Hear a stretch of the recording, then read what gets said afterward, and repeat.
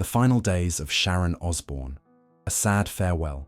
The morning mist clung to the gardens of Welder's house as Sharon Osbourne stood at her bedroom window, watching the English countryside awaken on what she knew would be one of her final days as the formidable force behind one of rock music's greatest careers.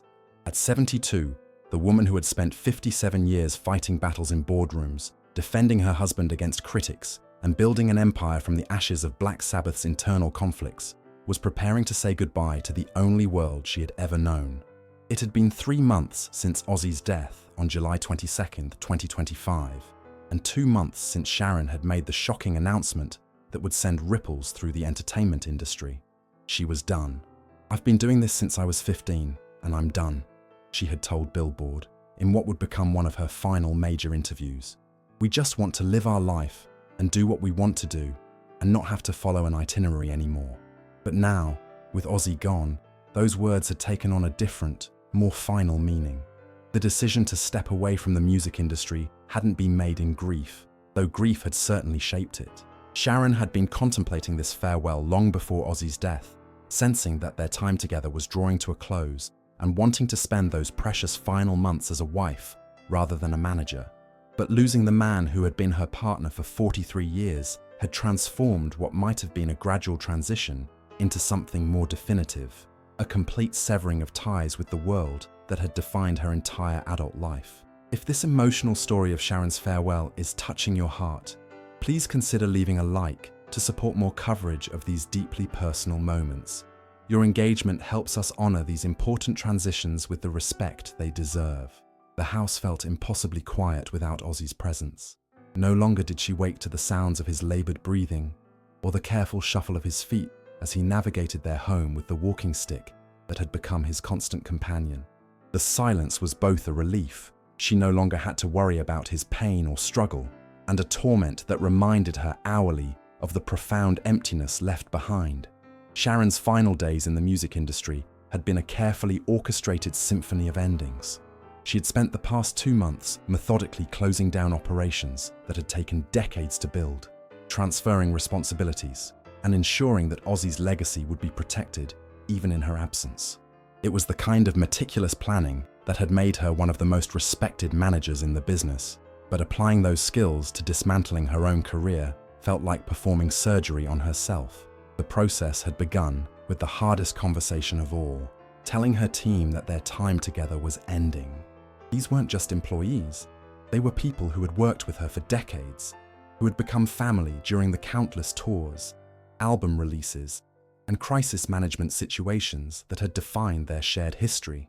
Some had been with her since the early days of Ozzy's solo career, when they were all young and hungry and ready to take on an industry that had written off the madman from Birmingham. "I called everyone together the week after we got back from Birmingham," Sharon later recalled to close friends. "I looked at these people who had given me their loyalty for so many years, and I had to tell them that I couldn't continue, that everything we'd built together was coming to an end." The reaction had been a mixture of understanding and heartbreak. Her longtime assistant, who had managed everything from Ozzy's medication schedules to Sharon's television appearances, had burst into tears. The tour manager, who had orchestrated hundreds of concerts across 6 continents, had simply nodded, as if he had been expecting this moment since Ozzy's final performance. The publicist, who had spent years crafting careful statements to explain Ozzy's latest controversies, had immediately begun asking about pension plans and references. "They all understood," Sharon continued. "They knew that without Ozzy, there was no point in continuing. I wasn't just Ozzy's manager, I was half of a partnership that couldn't exist without both parts." The business of shutting down a decades-spanning entertainment empire proved to be incredibly complex. There were contracts to review, ongoing commitments to fulfill, and financial arrangements to finalize. Sharon had always prided herself on her attention to detail, but the sheer volume of loose ends that needed tying was overwhelming during a time when grief made even simple decisions feel insurmountable. The merchandise operations alone required weeks of careful planning. Ozzy Osbourne branded items, everything from t-shirts to action figures, were still being produced and distributed around the world. Sharon had to decide which licenses to continue, which to terminate, and how to handle the inevitable surge in demand that followed any major artist's death. The The business side of death is something nobody prepares you for, Sharon confided to a longtime industry colleague. One day you're a widow grieving for your husband, and the next day you're making decisions about Halloween costume licensing and posthumous album releases. It's surreal. The question of Ozzy's unreleased material had been particularly challenging. Over the course of his career, Ozzy had recorded dozens of songs that never made it onto albums. Early versions of classics, experimental tracks, collaborations that never quite worked. As his manager and wife, Sharon had been the guardian of this musical legacy, but she now faced the difficult decision of what to do with these treasures. There's enough unreleased material for several albums, she revealed to industry insiders. But I don't want to flood the market with inferior versions of songs just to make money. Ozzy was always very particular about what represented his legacy. I have to honor that, even in death. The process of cataloging this material had been both therapeutic and heartbreaking. Listening to Ozzy's voice on recordings from different eras of their relationship brought back memories of late-night studio sessions, creative breakthroughs, and the pure joy he had always found in making music. But it also emphasized the finality of his absence. These recorded voices were all that remained of the man who had filled their lives with chaos, laughter, and love. Sharon's decision to step away from television had been equally difficult. For years, she had been a fixture on various talk shows and reality programs. Known for her quick wit, unfiltered opinions, and willingness to discuss topics that other celebrities avoided. Her appearances on shows like The Talk and various British television programs had kept her in the public eye, even when Ozzy's touring was limited by his health issues. Television gave me an identity separate from being Ozzy's wife and manager, Sharon had explained in one of her final interviews. But it also meant I was constantly performing, always being Sharon Osbourne for the cameras. I'm tired of performing. I want to just be myself for whatever time I have left. The announcement of her television retirement had surprised many in the industry, who had assumed that Sharon would continue her media career even after Ozzy's death. She had built a successful brand around her personality and opinions, and there were numerous offers for new projects that would have allowed her to maintain her public profile. But Sharon had declined them all, determined to make a clean break from the entertainment world.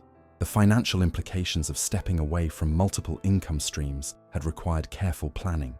While the Osbourne family was financially secure thanks to decades of successful touring and shrewd business decisions, Sharon's retirement meant the end of several lucrative ongoing projects. There were television contracts to negotiate out of, endorsement deals to terminate, and investment partnerships to dissolve. Money has never been the driving factor for Sharon, observed a longtime business associate, but she's always been very practical about financial security.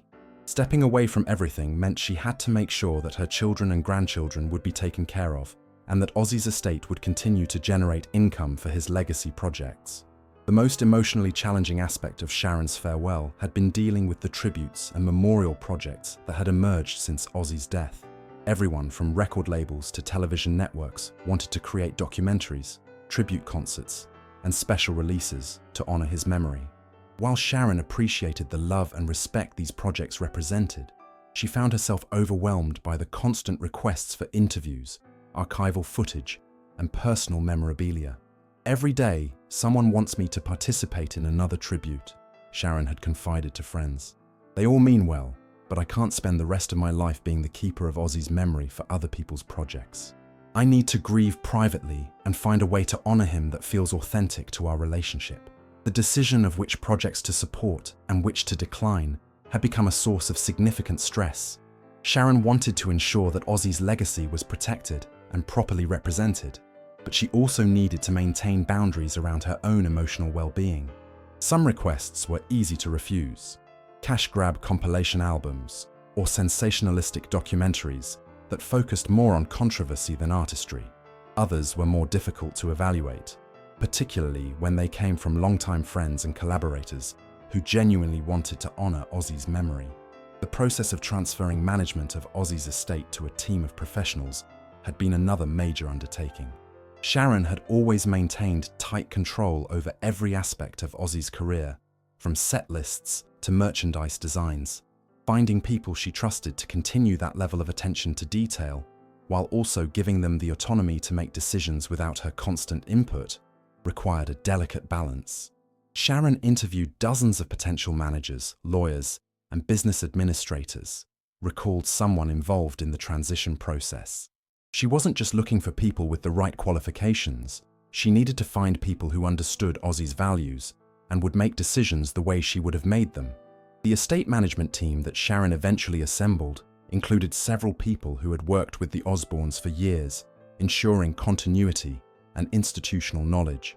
But she also brought in fresh perspectives from younger professionals who understood the changing landscape of the music industry and could help adapt Ozzy's legacy for new generations of fans. One of Sharon's final major decisions had been about the future of Ozzfest, the touring festival she'd created in 1996 that had launched the careers of countless metal bands and generated millions of dollars in revenue over nearly 3 decades. The festival had been on hiatus since 2018 due to Ozzy's health issues, but there had been ongoing discussions about reviving it as a memorial to his legacy. "Ozzfest was my baby," Sharon had said during internal discussions about the festival's future, but it was also Ozzy's platform to showcase the artists he believed in. Without him, it becomes just another metal festival. I'm not sure that's what either of us would want. The decision to retire the Ozzfest name permanently had been controversial within the industry. Many promoters and artists had argued that the festival could continue as a tribute to Ozzy's vision, possibly with rotating headliners and a portion of profits going to charity. But Sharon had been adamant that some things should end with dignity, rather than continue as pale imitations of their former glory. The charitable foundations that Sharon and Ozzy had supported over the years presented another complex set of decisions. The couple had been generous supporters of various causes, from addiction recovery programs to medical research, but many of these commitments had been managed personally by Sharon, determining which causes to continue supporting, which to transition to other family members, and which to conclude required careful consideration of both financial resources and emotional capacity. Sharon has always been very hands-on with charitable giving, noted someone familiar with their philanthropic activities. She didn't just write checks, she got involved, attended events, and built personal relationships with the organizations they supported. Stepping away meant disappointing a lot of people who had counted on her continued involvement. The Ozzy Osbourne Foundation for Parkinson's Research, which had been established in the final years of Ozzy's life, presented a particular challenge. The foundation had raised significant funds and was supporting important research into the disease that had ultimately contributed to Ozzy's death. Sharon felt a responsibility to ensure its continued success, but she also recognized that managing a major charitable foundation required energy and attention that she might not have in the years ahead. The solution she eventually reached involved transitioning leadership of the foundation to Jack Osbourne, who had his own experience managing chronic illness through his multiple sclerosis diagnosis. "Jack understands the medical side of things in a way that I never could," Sharon explained, "and he has the passion and energy to really build something meaningful." The personal belongings and memorabilia that had accumulated over 5 decades in the music industry presented yet another overwhelming task. The Osbourne homes contained countless items of potential historical significance: gold records, stage costumes, personal letters from famous musicians, photographs from legendary concerts. Deciding what to keep, what to donate to museums, and what to auction for charity required Sharon to relive decades of memories while trying to make rational decisions about their future value. Going through Ozzy's things has been the hardest part of this whole process, Sharon admitted to close friends. Every item tells a story, represents a memory, connects to a particular time in our lives together. How do you decide which memories are worth preserving and which ones you can let go? Some items were easy decisions. Ozzy's stage costumes and instruments would go to the Rock and Roll Hall of Fame, ensuring that future generations could see and appreciate the artistry behind his performances. Others were more personal and would remain with the family, but there were hundreds of items that fell somewhere in between. Valuable, but not museum-worthy. Meaningful, but not essential. The auction house that eventually handled the sale of selected Osbourne memorabilia described it as one of the most emotionally complex collections they had ever managed. Every item had a story, and Sharon knew all of them, said a representative from the auction house. She would pick up a random piece of equipment from a 1980s tour and immediately remember the specific concert where Ozzy had used it, what song he was playing, what had gone wrong that night. It was like watching someone catalogue their entire life. The proceeds from the memorabilia sales were designated for various charitable causes, ensuring that even the business of saying goodbye would benefit others. But for Sharon, the process of letting go of these physical reminders of their shared history was emotionally exhausting. The media attention surrounding Sharon's retirement had been intense and often intrusive. Reporters and photographers had tried to capture her final public appearances, and tabloids had speculated about her emotional state, her financial situation, and her future plans. The constant scrutiny had made an already difficult process even more challenging. The media has always been fascinated by the Osbournes, observed a longtime entertainment journalist. But there's something particularly intense about covering someone's decision to withdraw from public life. Everyone wants to know why, what it means, whether it's really final. The irony is that the more someone wants privacy, the more the media seems determined to invade it. Sharon's strategy for handling the media attention had been to limit her availability while providing enough information to satisfy legitimate public interest. She had given a handful of carefully planned final interviews, participated in one major documentary about Ozzy's life, and then gradually reduced her media interactions to almost nothing. The relationship with longtime friends and colleagues in the entertainment industry had been another complex aspect of Sharon's farewell. Many of these relationships had been built around business partnerships, shared tours, and industry events. As Sharon stepped away from professional obligations, she had to navigate which friendships were strong enough to survive the transition and which had been primarily based on business convenience. Some people disappeared immediately when it became clear that Sharon wasn't going to be a power player anymore, noted a mutual friend. Others reached out more than ever, wanting to make sure she knew the friendship was real. It was an interesting test of relationships that had been decades in the making. The technological aspects of stepping away from a modern entertainment career had also proven surprisingly complex. Sharon's social media accounts, which had millions of followers and generated significant engagement, needed to be either transferred or retired. Email accounts, digital subscriptions, and online platforms all required decisions about whether to maintain, transfer, or delete. People don't realize how much digital infrastructure is involved in a modern celebrity career, explained someone who helped Sharon with the technical transition. Every platform, every account, every digital asset had to be evaluated. Some could be automated to continue sharing archival content, others needed to be actively managed, and some were better off being retired completely. The question of whether to write a memoir had been particularly challenging for Sharon. Publishers had been approaching her for years about an autobiography, and the interest had only intensified after Ozzy's death. The potential advance for such a book would have been substantial, and there was clearly public appetite for her perspective on their extraordinary life together. But Sharon had ultimately decided against the memoir project, at least for the immediate future. "My story is so intertwined with Ozzy's that I don't think I can tell it properly while I'm still grieving," she explained to literary agents. "Maybe someday, but not now. Not while the pain is still so fresh." The home renovation projects that Sharon had been planning with Ozzy had taken on new significance after his death. They had been designing modifications to their English estate that would accommodate his mobility limitations, while also creating a peaceful environment for his retirement from touring.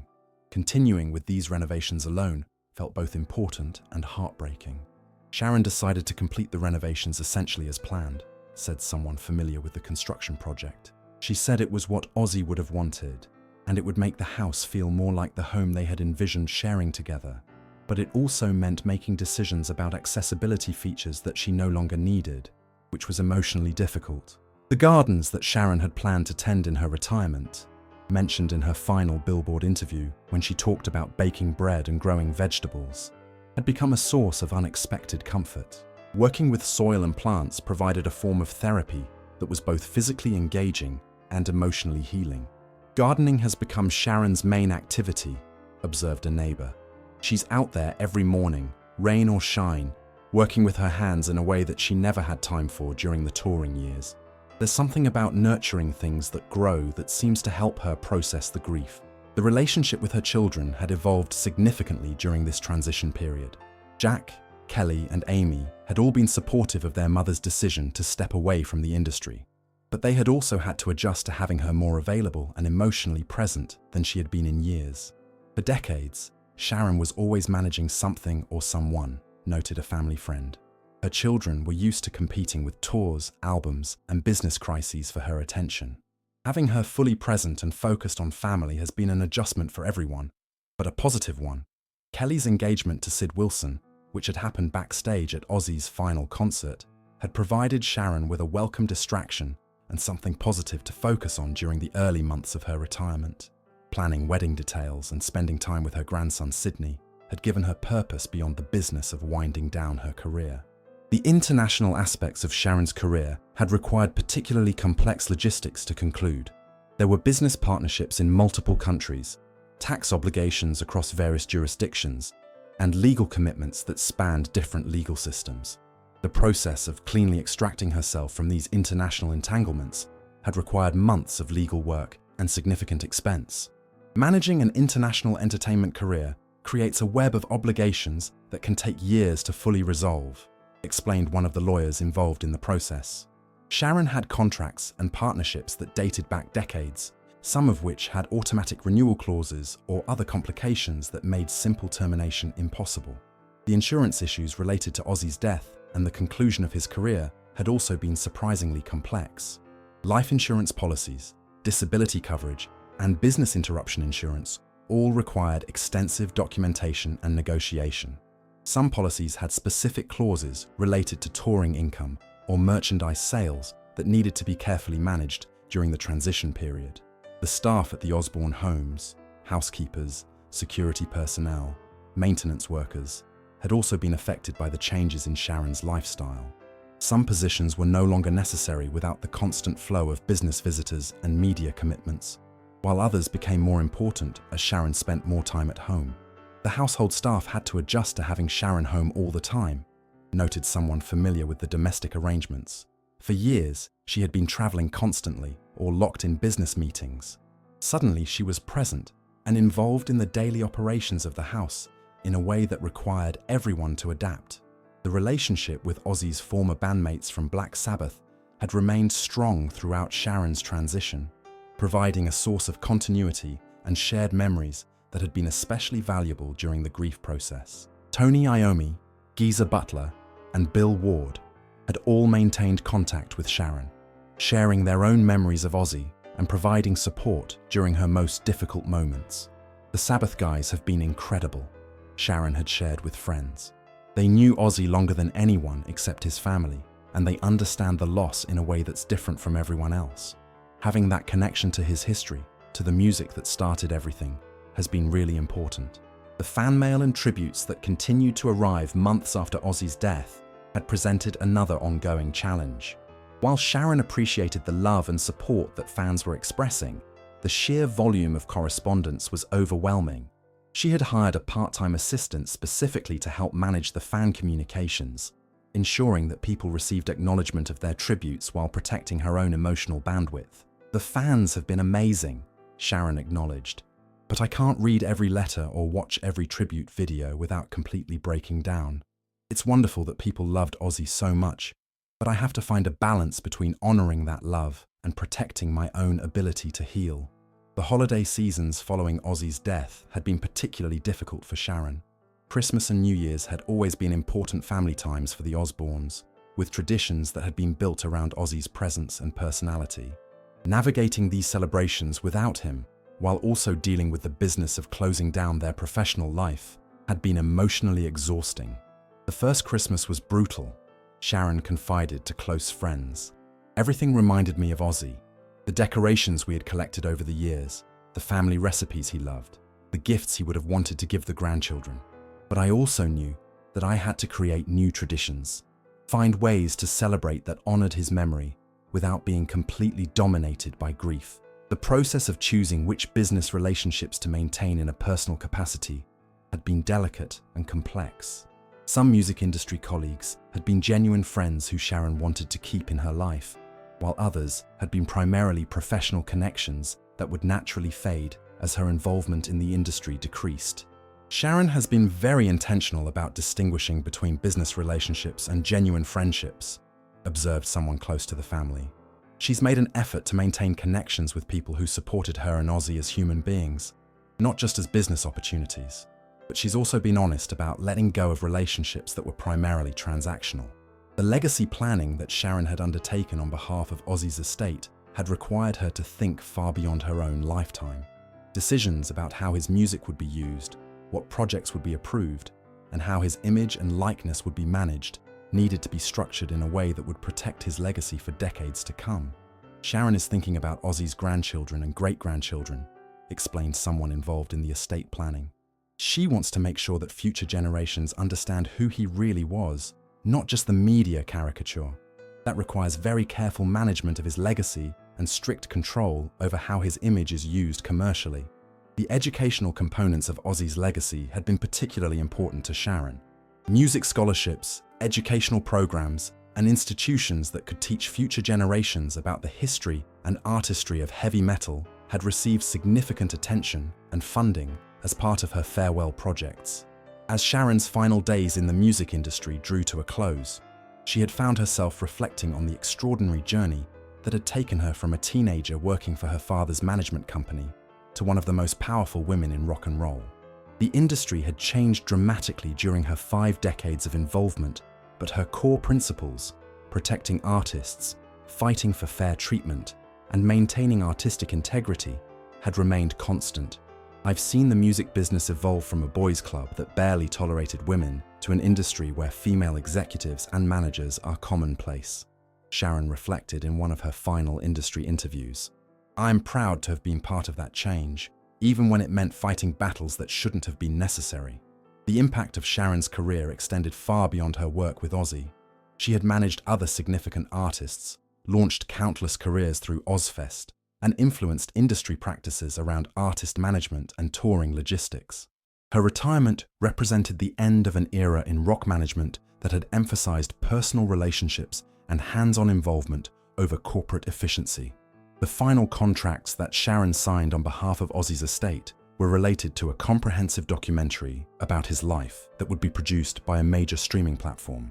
Unlike many of the tribute projects she had declined, this documentary would have unprecedented access to family archives and would be produced with full family input and approval. This documentary will be our final statement about who Ozzy really was, Sharon explained. Not the wild man character that the media created, but the father, husband, and artist who meant everything to us. It's the last major project I'll be personally involved in, and I want it to be perfect. On a quiet Tuesday morning in October 2025, Sharon Osbourne walked out of the London offices that had served as the headquarters for Ozzy's business operations for the last time. She carried with her a small box of personal items, photographs, a coffee mug that had been a gift from Ozzy, and a handwritten note he had left for her on their last Valentine's Day together. The office would be closed permanently within the week, its contents distributed to archives, family members, and charitable organizations. The phones that had once rang constantly with calls from promoters, journalists, and industry executives would be disconnected. The walls that had witnessed decades of negotiations, celebrations, and crisis management would soon be empty. As Sharon's car pulled away from the building, she didn't look back. The woman who had spent her entire adult life fighting other people's battles, managing other people's careers, and protecting other people's interests was finally free to simply be herself. At 72, she was beginning the first chapter of her life that would belong entirely to her. The final days of Sharon Osbourne's career in the music industry had been marked by the same fierce dedication and attention to detail that had made her legendary. She had protected Ozzy's legacy, provided for her family's future, and maintained her principles even while dismantling everything she had built. In choosing to end her career on her own terms, with dignity and purpose, she had provided one final lesson in how to say goodbye with grace. The sad farewell was complete, but the next chapter, whatever it might hold, was just beginning. In the gardens of her English estate, surrounded by the peace she had never had time to appreciate during her decades in the music industry, Sharon Osbourne was finally free to discover who she might become when she was no longer defined by the empire she had built around the man she loved.